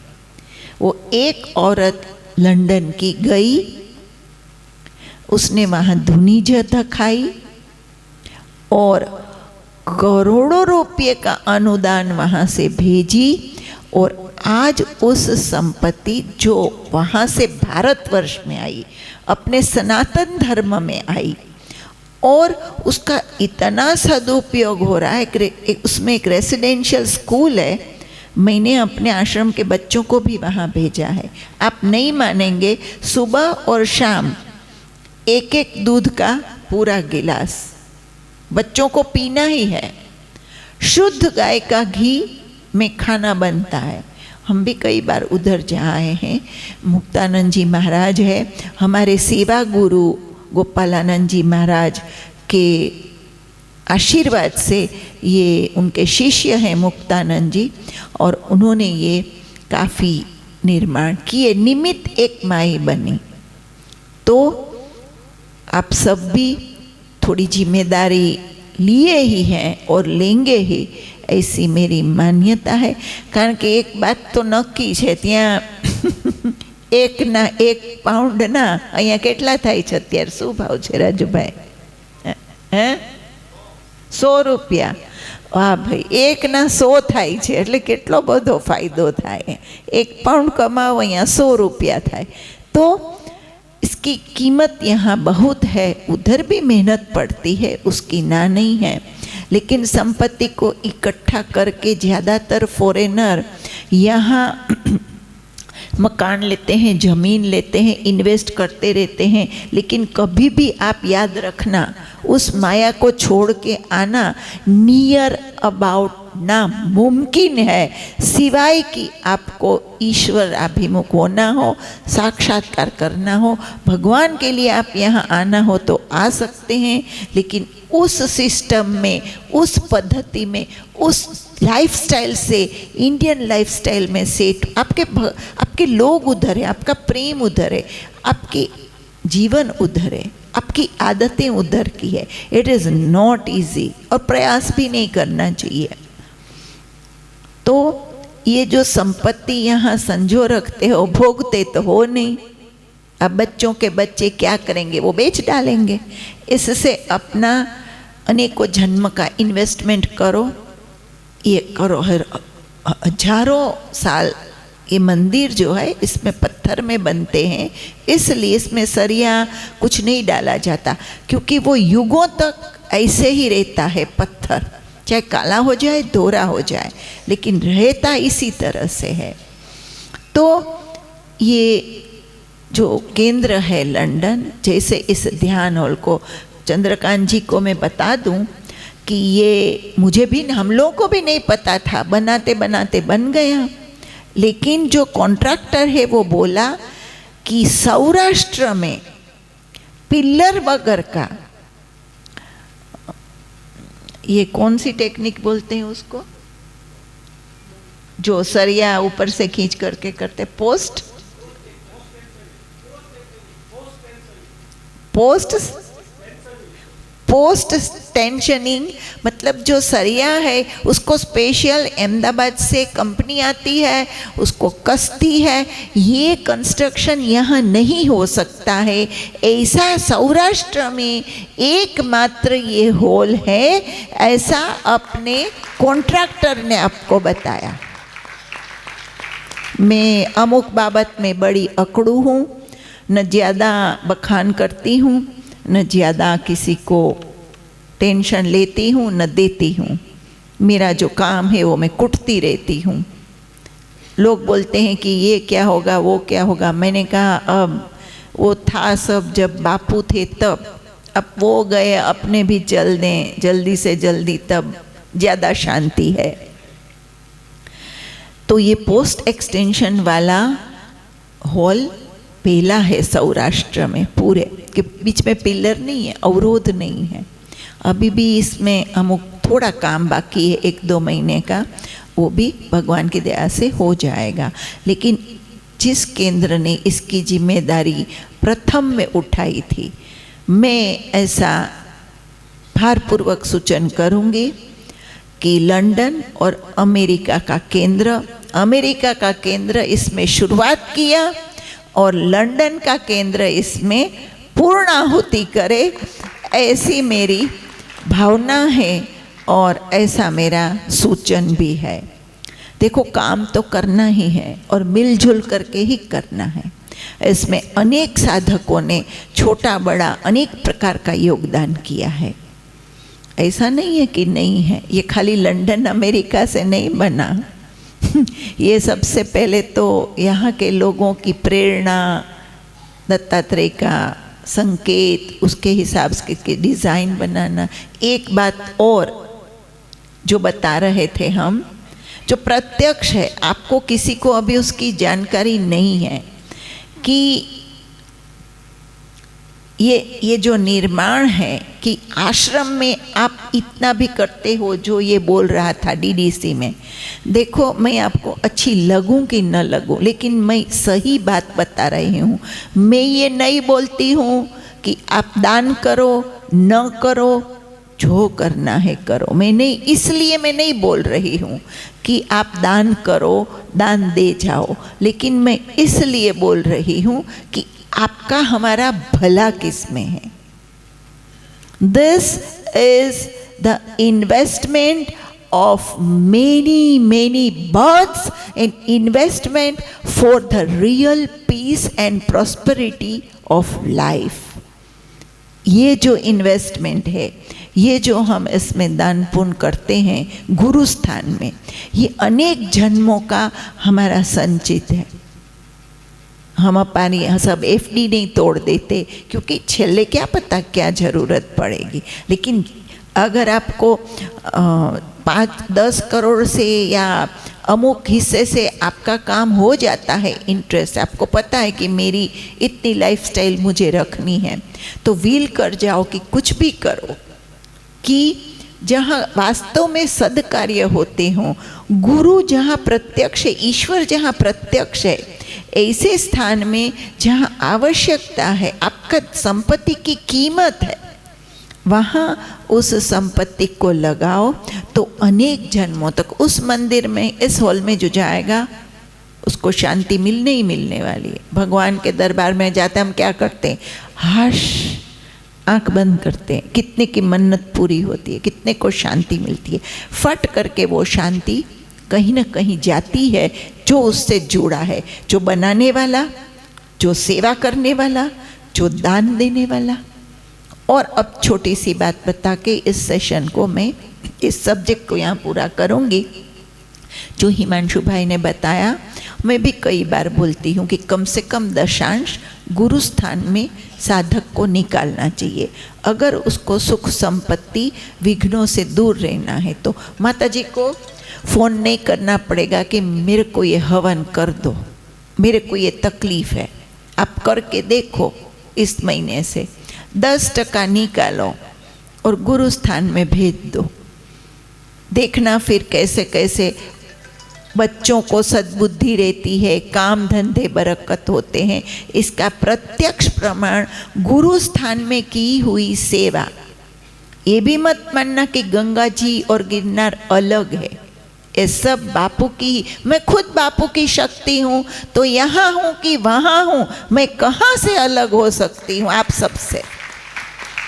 भ्रमणाओं से ऊपर उठिए, भ्रमणाओं से। वहाँ भी वही मंत्र प्रचार होता है, जो जाता है वो भोजन पाता है। वहाँ तो और अच्छा है, इंटरनेशनल लेवल की जगह है, मंत्र मिलता है भटकते हुए आत्माओं को, भोजन। साला खाली गुजराती खाना खिला दो तो लोग खुश हो जाते, हास આપણું गुजराती मईडू, उसको ध्यान जप की भी जरूरत नहीं है, तुरंत खुशी मिलती है। तो दोनों अलग नहीं है किसी भी तरह से। तो मैं जो कहना चाहती थी कि वहाँ एक शंकर करके स्थपति था, उसने वो डिज़ाइन बनाई। एक दिन बहुत उदास था, मैंने कहा क्या हुआ शंकर? अम्मा ठीक नहीं है मन। मैंने कहा क्या हुआ? बोले अब बीबी को बच्चा नहीं हो सकता। मैंने कहा एक है? बोले है। मैंने कहा बहुत है ना, हमें तो दूसरा बच्चा चाहिए ही। अच्छा मुझे स्थपति चाहिए, उसको बेटी थी, बेटा चाहिए था। ठीक, तो मैंने कहा ऐसा कर, माई सब बहुत प्रदान करती है। मैंने बहुत दर्शन किए हैं गंगा जी के। कितने साधक जो गंगा किनारे बैठते हैं, मैं उन्हें कभी कभी पूछती हूँ कि आप क्यों यहाँ बैठती हैं आकर के शांति से। संसारी जीव, वही गीता भवन में रहती थी एक औरत, सडला पहन के बैठी थी। मेरी आदत है, मैं किसी से भी ज्ञान लेती हूँ। तो बोले ऐसा है कि मुझे बच्चे नहीं थे, तो मुझे लड़कियां ही थी। अब हर महीने उसकी दवाइयाँ ये वो, तो एक बार मैं इतनी थक गई खर्चा कर करके, मैंने सब दवा लेकर के गंगा जी में डाल दी। अब इन लड़कियों का जो करना है कर, माँ मैंने तुझे इसको सौंपा। तो उस दिन से मेरी दवाइयों का खर्च बंद हो गया। उसके बाद मेरी सास बहुत टोकती थी कि बस बेटा नहीं है, बेटा नहीं है, बेटा नहीं है। तो मैं दुखी थी, रो रही थी एक दिन माँ के पास कि माँ, मैं मांगी भी नहीं थी कि मैं इस दुख से छुटकारा पा लूँ या तो शरीर छूट जाए, मेरा क्या दोष है। तो बोले मुझे उसी समय मगर पर बैठे हुए माँ आए और मुझे एक सेव दिया, उस स्थूल में नहीं, हाँ सूक्ष्म में एक सेव दिया कि जा मेरा आशीर्वाद तेरे साथ। ये सत्य घटना है, हाँ कोई कथा नहीं है। और उस समय मुझे 10-15 महीने के बाद बेटा हुआ, वो माँ के फल देने के बाद। तो वो मैंने कहा तू बैठ। मैंने वो उस समय तो वो कथा सुनी भी नहीं थी, मुझे खुद को ही बहुत अनुभूति होती है, माँ बात भी करती है कृपा से। तो मैंने कहा माँ बैठ, मैं भी प्रार्थना करती हूँ, तू भी बैठ। दोनों बैठे। अब फिर जो विधान करना था निमित्त बनाया माँ ने हमको। गया 3 महीने के बाद फ़ोन करता है, अम्मा मेरा काम हो गया। मैंने कहा अच्छा क्या हुआ, हम भूल गए थे। बोले मेरी बीबी प्रेग्नेंट है, उसकी दोनों ओवरीज, ये डॉक्टर है यहाँ जो डॉक्टर बैठे होंगे, दोनों ओवरीज टोटली ब्लॉक थी, उसमें कोई गुंजाइश नहीं थी अंदर बीज जाने की। वो फीमेल की, मेल में प्रॉब्लम नहीं था, फीमेल में था। तो ओवरीज बंद थी जिसमें से बिंदु अंदर गर्भ में जाता है। अब कोई ट्रीटमेंट दवा कुछ नहीं किया था। अब वो आया, माई अब तू जो के मैं तेरा बच्चा हो गया, बेटा हूँ बोले। उसने बहुत दिल से वो मंदिर बनाया। फिर यहाँ से गया काम पूरा करके। अब हम तो इतने संपत्ति वाले हैं नहीं, तो जरूरी था उतना देते गए, उसको दिया, लेकिन बहुत ज़्यादा उसका नक्काशी का चार्ज हो सकता था। वो गया और संसद जाते ही हिमांशु को पता है, उसको हैदराबाद के संसद भवन का काम मिला। उस व्यक्ति को यहाँ सेवा करने के बाद हैदराबाद के संसद भवन का तुरंत काम मिला, जो उसकी लाइफ का सबसे बड़ा काम है। उसके बाद उसको इतना बड़ा काम आज तक नहीं मिला। और अभी का प्रत्यक्ष अनुभव मैं आपको बताती हूँ कि हरिओम तत्सत से क्या होता है। गुरु की सेवा से, वो तो भक्ति से भी नहीं जुड़े हैं, उनको कोई लेना देना नहीं था अपनी साथ भक्ति से, भाव से, न बापू से, माता, वो अपने काम से मतलब रखते थे। इसी तरह अभी का 3 दिन पहले का उदाहरण है, इस मंदिर के स्थपति प्रसाद जी, जिन्होंने स्टैच्यू ऑफ इक्विटी बनाया हैदराबाद में, हजारों एकड़ में 150 मंदिर, बीच में रामानुजाचार्य की 300 फुट की मूर्ति, उसमें हमारे वाइस प्रेसिडेंट भी आए, वाइस प्रेसिडेंट भी आए, अमित शाह भी गए, पीएम भी गए, सब लोग उनके उद्घाटन में गए। हम लोगों को भी आमंत्रण था, लेकिन किसी कारणवश हम नहीं गए।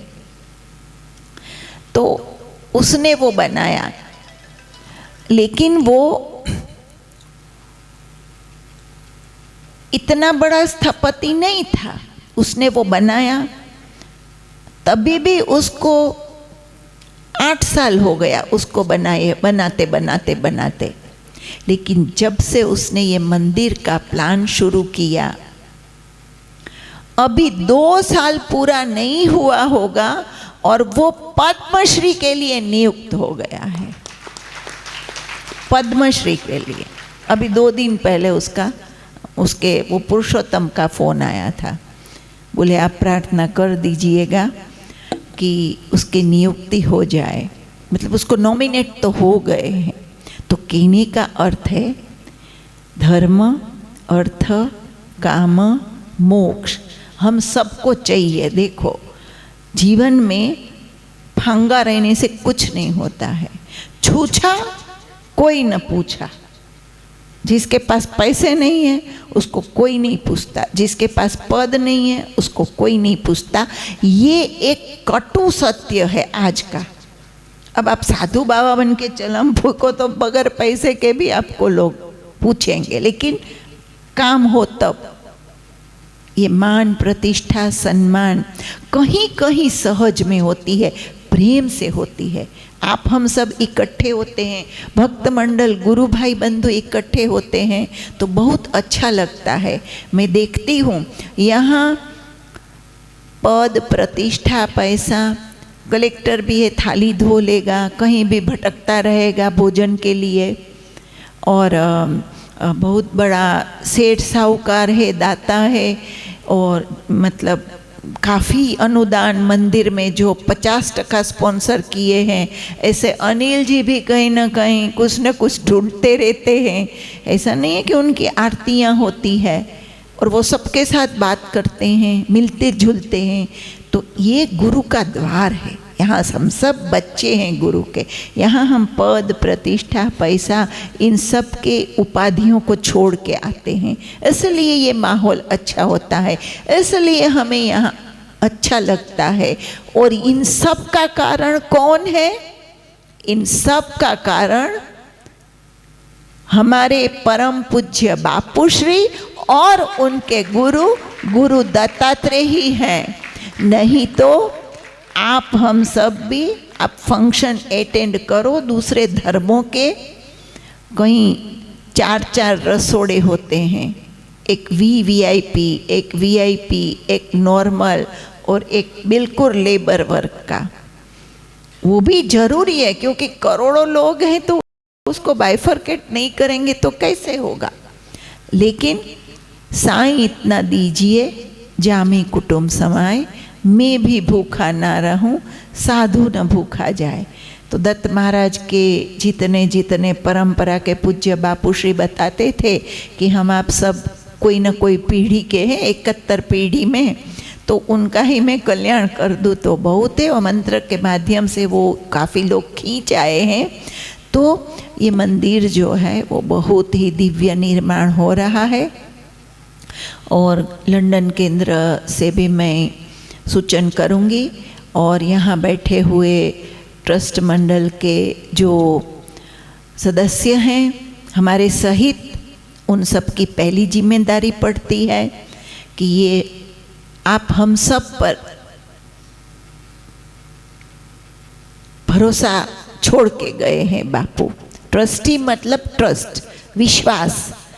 वो विश्वास है उनको कि ये मेरी धरोहर, मेरे कार्य, मेरे भक्तों को, ट्रस्टियों का काम खाली फंड लाना कि चक्कर काट के जाना नहीं है, इन सबको संभालना भी है।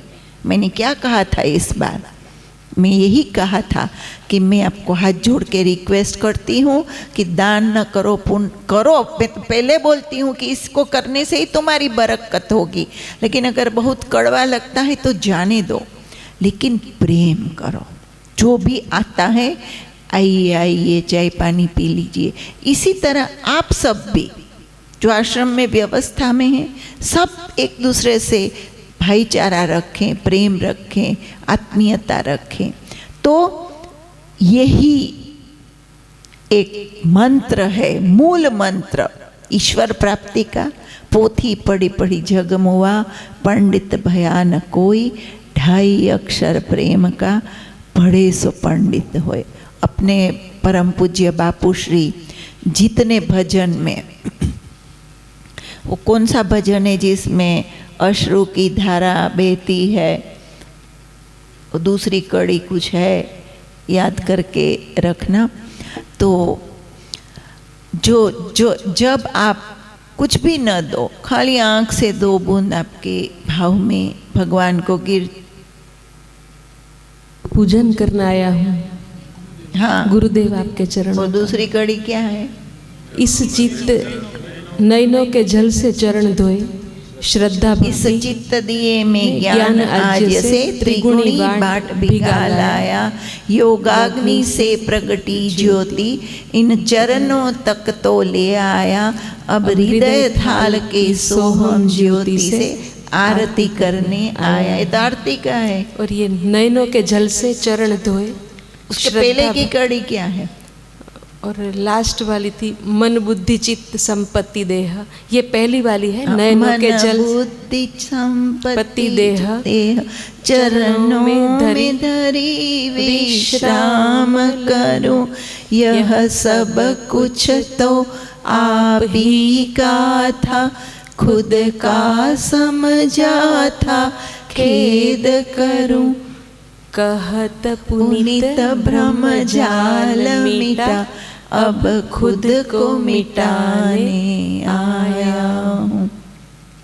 तो खुद को मिटना पड़ेगा, समर्पण करना पड़ेगा। मैं नहीं बोलती हूँ कि सब छोड़ो, पर कहने का अर्थ है प्रेम, भाव, समर्पण, दान, सेवा। तो आप सब एक करते ही हो। और ये गर्व की बात है कि आज ये संस्थान और भावनगर केंद्र को भी खूब खूब मैं शाबाशी दूंगी और माफ़ी भी चाहूँगी, क्योंकि कई महीनों से मैं वहाँ जा नहीं पाई हूँ। मैंने एक बात कही की थी कि मैं पूरी कोशिश करूँगी कि 2-3 महीने में मैं आपके पास आ कर के आपको सूचन करूँगी, प्रेरणा दूँगी, आपके साथ बैठूँगी, खाना भी खाऊँगी, आयोजन भी करेंगे। लेकिन जब बच्चे बहुत समर्थ हो जाते हैं तो माँ बाप उस पर कभी कभी कम ध्यान देते। ऐसे मेरे से हो गया है। मुझे जाना चाहिए स्थूल में, तो वो नहीं जाते हुए भी आज एकदम निश्चिंतता से कोई ट्रस्टी, कोई बापू, कोई माताजी को कोई व्यवस्था, क्योंकि 2 फैकल्टी है, आध्यात्म और व्यवस्था। तो व्यवस्था संबंधी आप सब खुद का खुद कर लेते हो, और उसका माध्यम जो कुछ भी है, आप फंड भेजो, डीडीसी करो, लेकिन वो बहुत अच्छी तरह से चल रहा है। लेकिन इसमें विकास कार्य नहीं हो सकता है। कोई विकास करना हो कुछ जरूरी, तो वो मेंटेनेंस में चल सकता है, विकास में नहीं चल सकता। तो चंद्रकांत जी, आप फिर हमें कभी मिलिएगा। मैं अहमदाबाद आ रही हूँ, तो तो बैठ कर के कुछ जरूरी हो वो आयोजन करेंगे। और वो यहाँ से भी जो ट्रस्ट मंडल है और गुरु स्थान से अभी मैं इस गद्दी पर बैठी हूँ, उसमें मैं एक संकेत दे रही हूँ कि दिल से इसमें आप सब जिम्मेदारी उठाएं, क्योंकि देखो पिता होता है तब करो आवारागर्दी, लेकिन माँ को टेंशन नहीं दिया जाता, ये याद रखना। मैं तो शिविर भी करूँगी, लंदन जाऊँगी, अमेरिका जाऊँगी, मैं ट्रस्टियों को बोलूँगी आयोजन करो, मैं सत्संग करूँगी और फंड भी करूँगी। मैं तो डरती नहीं मांगने से, मेरा गुरु अवधूत है, वो भी मांगता है। मांगने से क्या परहेज, मांगे बगैर तो माँ भी नहीं देती है। लेकिन मुझे नहीं लगता है कि उसकी आवश्यकता पड़ेगी, क्योंकि इस विधान में कोई ऐसा विधान मुझे लग रहा है कि जो सहज है, प्रयास थोड़ी सी वार्तालाप से, विचार विमर्श से हो जाना चाहिए। तो अब जो है ये मैंने आज एक संकल्प लिया था कि मैं आपको दत्तात्रेय के 24 गुरुओं के बारे में बताऊंगी। तो मेरे मन में था कि एक बार, क्योंकि दत्तात्रेय जयंती है, दत्तात्रेय का जन्म पर्व है, संधि काल में मुख्य लक्ष्य है, आप हम सब इकट्ठे हुए हैं, अपने जीवन में संधि काल का संजोग बनाएं और दत्तात्रेय के प्रागट्य का, जैसे पूज्य श्री के जीवन में हुआ, हमारे आपके जीवन में दीप तो प्रकट चुका है, प्राणोत्थान हो चुका है, कुंडलनी भी ज़्यादातर की जग चुकी है। अब उसको शिव से, ब्रह्म से, शांति से, साक्षात्कार से मिलाना है। तो वो सहज होगा, सत्संग से, सेवा से, सदकर्म से, सत्संग पूज्य बापू श्री के सुनने से और अपने केंद्र में आ जा करके उसको कीर्तन करने से और सदकार्य करने से। तो ये अवश्य होना है। अगर दिल से आप गुरु दत्तात्रेय को, हमें और बापू श्री को भी शायद अगर नहीं मानते हो कोई बात नहीं, लेकिन गुरु दत्तात्रेय को दिल से गुरु बनाओगे, तू ही मेरा गुरु है, भटको मत। एक जन्म में एक माता पिता ही होते हैं, तो गुरु कितने जन्मों का है, क्यों द्विधा में पड़ते हो? जब मंत्र मिला है, एक बार ठौर मिल गया, अगर पहले से संतोष नहीं है तो आप ट्राई करो, नो डाउट, क्योंकि आपका भाग्य भटकना हो तो हम न बापू क्या कर सकते हैं। लेकिन अगर आप निश्चित हो गए, अनुभूति हो गई, फिर चलो शांति से, टेंशन बगैर। ये मार्ग चिंता का नहीं है। हसीबा, खेलीबा, करीबा, ध्यान, ये गोरक्षनाथ का सूत्र है और मेरा भी ये सूत्र है। ऐसे मुंजी की तरह माला पकड़ करके चिमड़ाए हुए रिंगणे की तरह आप मत हो जाओ। कई साधक ऐसे हो जाते हैं, ऐसा नहीं है। ऊर्जा होती है ना तो वो दिखती है। एनर्जी ऑलवेज गिव्स लाइट, वो अपने में प्रकाशित होती है और दूसरों को भी प्रकाश देती है। आप अगर खरे में भगवान को याद करते हो तो आपसे दो लोग अपने आप खुश होंगे ही, प्रेरणा लेंगे ही, कुदरती है, क्योंकि आपका ऑरा ऐसा है, आपकी एनर्जी ऐसी है। तो ये जो मंत्र और गुरु का दिया हुआ मार्ग है, उससे हम चलते रहें। हसीबा, खेलीबा, करीबा, ध्यान, हंसते रहें, खेलते रहें, सब कुछ करें। इसका अर्थ ये है, डू एवरीथिंग बट मेडिटेट। सब करो लेकिन ध्यान करो, सब करो। हसीबा, खेलीबा, खेल है ये पूरा संसार, हंसो, खेलो। हसीबा, खेलीबा, सब कुछ करते हुए अपना मूल लक्ष्य है ध्यान करो। ध्यान करोगे, हंसी आएगी, आनंद आएगा, भगवान का नाम लोगे, हंसी आएगी, खुशी आएगी, क्योंकि सद्बुद्धि होगी। सद्बुद्धि से अपने आप खुशी आएगी। तो आज का ये पर्व दत्तात्रेय जयंती बहुत कमी हम आप सब महसूस करते हैं, वो कभी भी नहीं पूरी हो सकती। जितना सांस, अंतिम सांस तक हम तो उनकी चेतना को, उनकी, और उल्टा हो रहा है। लोग बोलते हैं कि समय जाता है तो स्मृति कम होने लगती है। हमारा ये अनुभव है कि ज्यों समय जाता है स्मृति बढ़ रही है प्रत्येक पल। बापू श्री ये बोले थे, वो थे तो थे, बस वो है, हम गुम है, मस्त है। अब या तो वो टॉर्चर करते रहते हैं जागाते रहते हैं सबको, और इतने सूक्ष्म हो गए हैं कि हवा की तरह आसपास ही होते हैं। स्मृति ऐसी उनकी बन गई है और अच्छी है। हमेशा हमारी आँखों में, आपकी आँखों में अपने गुरु के लिए, अपने प्रभु के लिए 2 बूंद आंसू बहते रहें, उनकी प्रार्थना में, उनकी खुशी में, और उनको याद करते हुए रहेंगे तो अपने आप हम ट्रांसफॉर्म होते जाएंगे। वो दिव्य पद पर चिन्मय में स्थापित हो गए हैं, दत्तात्रेय में विलीन हुए, और हम आप सब खाली उनको ध्यान करते करते चले जाएंगे। और ये हम आपको करना है। तो संधि काल समीप है, आपके हमारे जीवन में भी ये प्रकाश का संधि काल, दत्तात्रेय जन्म का संधि काल शीघ्रातिशीघ्र आए। हम सब भी उस आत्मा का, परमात्मा का दीदार करें, जो शाश्वत सुख के, उसका भी अनुभव करें। भौतिक तो पहले से आज काफ़ी ज़्यादा है।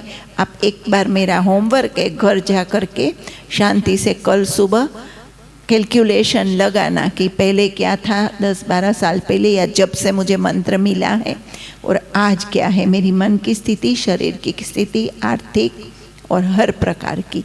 आप खुद मुआवजा कर लीजिएगा। नुकसान हो तो छोड़ देना, मेरी आपको छुट्टी है।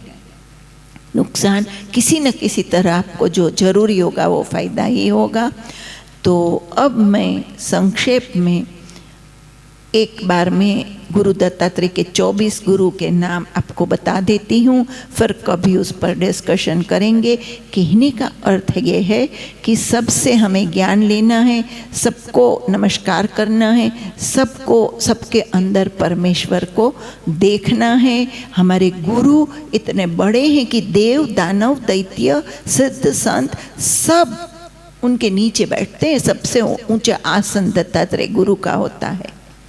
ये सिद्ध मंडल की जब मीटिंग होती है, मैंने वो देखी है सूक्ष्म में, इसलिए सूर्यास्त के समय में सही बता रही हूँ। मैंने वो नज़ारा देखा है। सबसे ऊंचे आसन पर दत्तात्रेय विराजमान है। सभी देवी देवता, दैव, दैत्य सब उनके नीचे स्थापित बैठते हैं। तो ऐसे गुरु भी 24 गुरु, और किन किन को संक्षेप में बता देती हूँ। So be positive, have a positive approach. हर एक के अंदर नेगेटिवनेस देखोगे तो जीवन में किसी के साथ रह ही नहीं पाएंगे हम। कुछ ना कुछ तो दोष अवगुण जीवन में छोटा बड़ा होता है जीवन में सबके। तो ये न देखते हुए बी पॉजिटिव, मधुमक्खी की तरह मध लिया, ज्ञान लिया, पॉजिटिवनेस ली, तो खुश रहेंगे। तो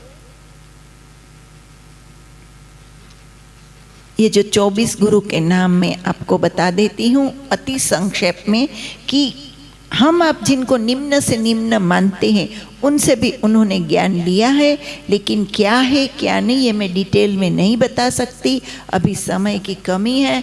फिर जब भाग्य में होगा तो जो पहले गुरु उन्होंने बताए, पृथ्वी जो धैर्य और क्षमता, धीरज रखो, आकाश जो व्यापक है, आकाश में सब कुछ है, घड़ा, घड़े में हवा है, हवा में घड़ा, लेकिन वो किसी में नहीं है। इस तरह असंगता, वायु बहते हुए भी वो हर जगह बहती है, अग्नि में भी बहती है, बर्फ में भी बहती है, वो कुछ अपने अंदर संग्रह नहीं करती।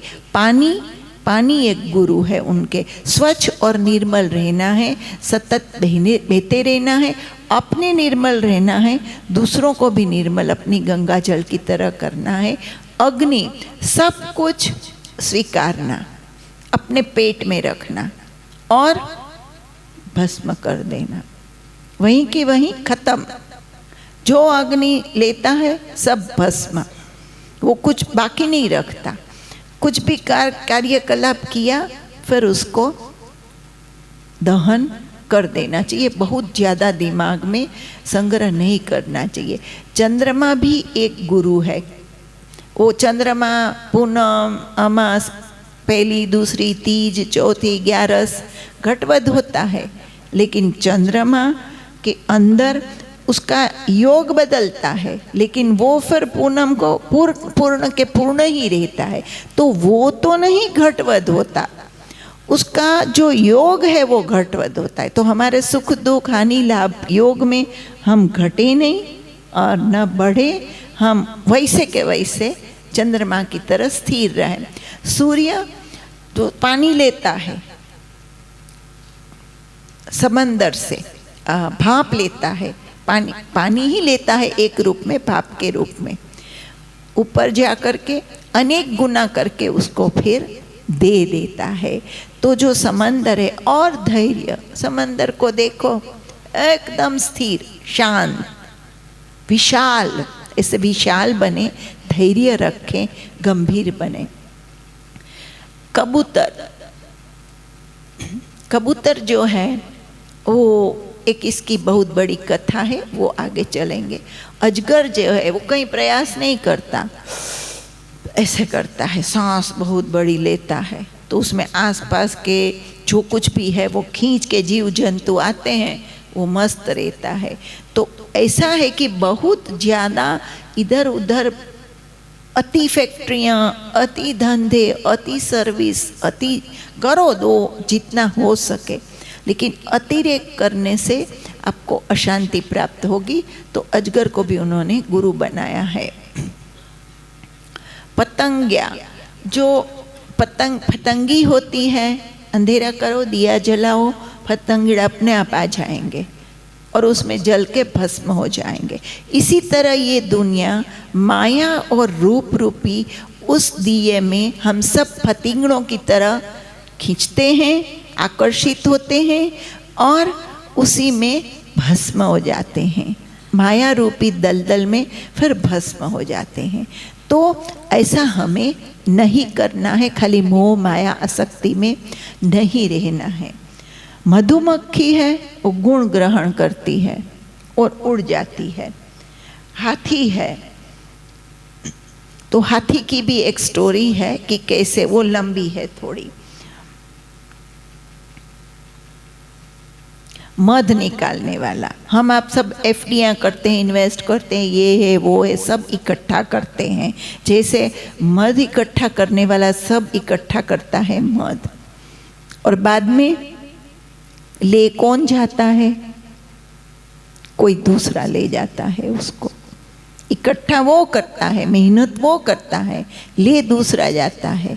इसी तरह हम इकट्ठा तो सब करते हैं, हम तो चले जाते हैं, तो ये दूसरों को ही काम आता है। इससे सद कार्य करके अपने पुण्य में बढ़ोतरी करके उसको कार्य में लगाएं। हिरन को गुरु बनाया है। कैसे? हिरन संगीत से बड़ा खींचता है, संगीत बजाता है पारधी, वो खींचा चला आता है, उसके मोह में, कान इंद्रिय के मोह में आ जाता है, पारधी उसका वध कर देता है, उसको पकड़ लेता है। तो किसी भी ऐसी मायावी आसक्तियों में जाएंगे तो मृत्यु, अपमृत्यु जैसी मृत्यु निश्चित है। मछली मांस के लोचा खाने जाती है, फंस जाती है। हम आप सब माया को लेने जाते हैं और उसमें फंस करके फिर मर जाते हैं। हमें मोक्ष लेना है, मुक्ति लेनी है, असंग अलिप्त बनना है, लोभ में नहीं आना चाहिए। मछली से ये ज्ञान है। एक वेश्या, एवरीवन हेट्स के ये कैसी है, बिल्कुल निचले स्तर का व्यक्तित्व गिना जाता, उसको गुरु बनाया। दिस इज गुरु दत्तात्रेय। ये हमारे दत्ते, बोलो गुरु दत्तात्रेय महाराज की। तो वो पिंगला करके वेश्या है, वो सोचती है कि मैं यही सब करती रही, शरीर के शौक में और मोह में, सुख में जीवन भर बिता दिया, मैंने कोई भजन भक्ति किया नहीं, पश्चाताप किया खूब, और उसके बाद वो ईश्वर की ओर लगी। तो पिंगला को भी वो गुरु बनाए हैं, पिंगला नाम की वेश्या को। गरुड़ पक्षी, वो जो एक गरुड़ पक्षी है, उसने एक मांस का लोचा ले करके वो जा रहा था टुकड़ा, तो सभी गरुड़ और गिद्ध उसको नोचने लगे उस टुकड़े के लिए। आपके पास संपत्ति होगी तो सगा वाला संबंधी सब फील्डिंग भरेंगे, आरती, आओ आओ आओ, आ करो आ करो, आ खाओ, सब फील्डिंग भरेंगे, क्योंकि उनको लोभ है आपकी संपत्ति का, वो लोचा आपके हाथ में है। तो वो कभी कभी मार भी डालते हैं कि भाई ये जाए तो हमें सब मिले, उनकी मन्नत करते हैं कि ये छूटे तो हमारा सब हो। तो ये जो लोचा है उसको वो गरुड़ छोड़ देता है। जैसे ही छोड़ा वो फड़ फड़ फड़ फड़ फड़ फड़ करके मुक्त रूप से, इसी तरह हम ये माया रूपी जो लोचा है मांस का, उसको जब छोड़ेंगे तो हम खुश भी हो जाएंगे, हमारे पंख फ्री हो जाएंगे, हमें कोई नोचेगा नहीं, कोई प्रकार की तकलीफ हमको ज़्यादा टेंशन नहीं देगी, न मार देगी। तो ये जो मांस के लोचे आप हम सब लेके के फिरते हैं, तो उसको भी उन्होंने गुरु बनाया है, गरुड़ पक्षी को। बालक को कैसा निश्चिंत है, कल की फिक्र नहीं, ऐसे निश्चिंत रहो। कुंवारी कन्या की भी एक कहानी है, वो थोड़ी बड़ी है। बाण जो बनाता है पारधी, उसको भी गुरु बनाया है कि जब बनाता है तो एकदम एकाग्रता से बनाता है, और उसके बाद जो बाण साधता है तो एकदम लक्ष्य की तरफ उसका ध्यान रहता है, तभी वो अपने लक्ष्य को विंध सकता है। तो उसको भी उन्होंने गुरु का दर्जा दिया है। सांप भी गुरु है। गुरु जो है वो सांप इसलिए बनाया उसको कि वो एक जगह पे नहीं रहता। कोई खास करके, मैं सिटी का नाम नहीं लूँगी, प्रवीण भाई को पता है, वो मेरे से बात करते थे कि एक सिटी ऐसा है कि वहाँ रहने वाले दुनिया में कहीं चले जाए, लेकिन वो उस सिटी के बाहर नहीं जाएंगे। ऐसा मेरा स्वानुभव भी है कि वो प्रवीण भाई की बात सच है। इन्हीं गामમાં જ ગમે, ગામમાં ગમે તે કુટાય પીટાય ગમે તે કરે, પણ એ બહાર ना जाए। पर सांप जो है वो कभी आपको ज़रूर पड़े पैसे कमाने की तो कहीं जाओ आओ बाहर, तो कुछ रास्ता निकलेगा। तो सांप को भी उन्होंने कि भाई त्याग करना चाहिए, एक के एक मोह करके एक के एक वस्तु को पकड़ मत रखो। और भ्रमरी भृंग कीट न्याय के अनुसार जिसका हम ध्यान करेंगे वो हम बन जाएंगे। भ्रमरी है वो झाल बनाती है और वो अपने बच्चे का ध्यान करती रहती है। उसको करते करते करते वो कीट में से भ्रमरी बन जाती है, पूरी की पूरी वो ट्रांसफॉर्म हो जाती है उसका ध्यान करते करते। इसी तरह से जो हमारा मन है गुरु का ध्यान करते करते गुरुमय हो जाएगा, ईश्वरमय हो जाएगा, शांतिमय हो जाएगा। देवो देवस्य भजेत, देवता बन करके देवता की उपासना करो। आप वही हो, हम वही हैं। अभी हम दत्तात्रेय के शिष्य हैं, स्वरूप में हम उन्हीं के स्वरूप हैं, और अंश में भी हम उन्हीं के अंश हैं। इन दिव्य भावनाओं के साथ आपको हमको जीना चाहिए। अंत में आप सब यहाँ आए, हम सब बहुत खुशी से बाकी का दत्तात्रेय उत्सव मनाएंगे। सब भोजन करके जाइएगा और मेरा अवश्य सूचन है कि पुनः पुनः हर पूनम को आप आने की कोशिश करिए। पूनम को कीर्तन होगा, ध्यान होगा, कोई ना कोई सत्संग भी करेगा। हमारी हाजिरी हो कि गैर हाजिरी, सत्संग भी होता रहेगा। बाकी बापू बोल गए हैं, मानना हो तो मानो, कई बातें आप मानते नहीं हो तो न मानो, लेकिन वो यहाँ थे, हैं और हमेशा रहेंगे। ये उनका वचन है, ये मेरा वचन नहीं है, ये उनका विधान है, ये उनका वाक्य है। और गुरु आज्ञा वाक्य वो ब्रह्म वाक्य होता है। वो एक शब्द भी कभी असत या अर्थहीन बोलते ही नहीं थे। अब हम यहाँ आगे का कार्यक्रम आगे बढ़ाएंगे। तो जो मुझे लगता है धून ध्यान का समय हो रहा है, 7 बजा है, कैसे करना है आगे का? धुन ध्यान थोड़ा कर लेते मैया जी, जी आप अनुमति दे तो। हाँ, तो अभी यहाँ से धुन बोलाई जाएगी, धुन के बाद ध्यान होगा। यह मौजूद साधक भाई बहनों से मेरी विनती है, अपने मोबाइल फ़ोन साइलेंट मोड पर रख दे या स्विच ऑफ कर दे। जिनके साथ छोटे बच्चे हैं वो बच्चों को लेकर बाहर निकल जाए ताकि दूसरों को डिस्टर्ब ना हो। स्वाति बहन यहाँ से धुन बोलाएगी, हम सब झेलेंगे। धुन के पश्चात 15 से 20 मिनट ध्यान का समय है। जब तक यहाँ से न बोला जाए आप आँख बंद करके ध्यान करें। 20 मिनट के बाद यहाँ से बोला जाएगा।